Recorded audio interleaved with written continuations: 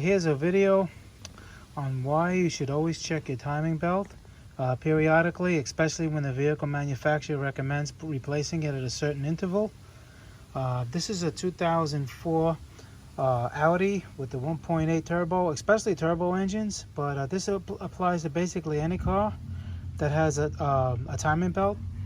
This one, if you can see, first of all, you can see inside the cylinders, you can see the valves hitting. 1, 2, 3, hitting. They all hit.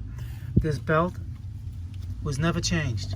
It has all belt dust and oil and just over here, all from the belt. Look at the chunks on the belt. Never replaced. Why somebody buys an Audi and neglects it is beyond me. But, you know, that's why I got work. And let me go show you the head, and we'll see what that looks like. And another quick tip, when taking this particular 2004 Audi 1.8 turbo motor, when you're taking the head off, there's this bolt right here. There's 3 bolts, but this one is really tough to get to. But if you take these 3 bolts out, I can show you how to do it when I put it back in. If you take this bolt out, you don't have to take anything over here. None of the turbo, the wastegate, no exhaust, nothing. It comes off right from here.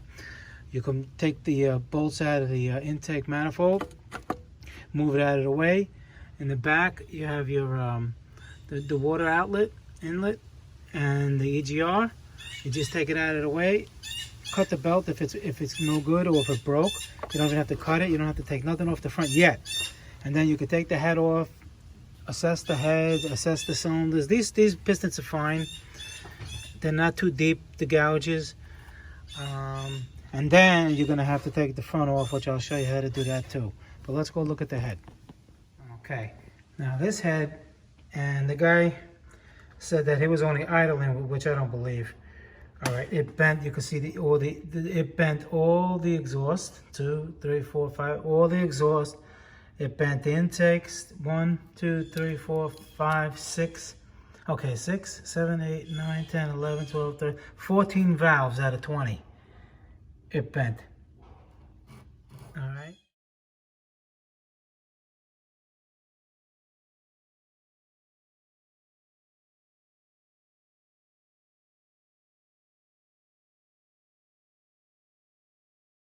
All right, and the bolt that I'm talking about is this one, and it's very hard to get to because this is in the way. But when I install it, I'll show you a trick how to get that bolt out, so you don't have to take anything. In other words, the exhaust comes off with the head, so you don't have to take anything off on the car besides this part as far as the exhaust goes. All right.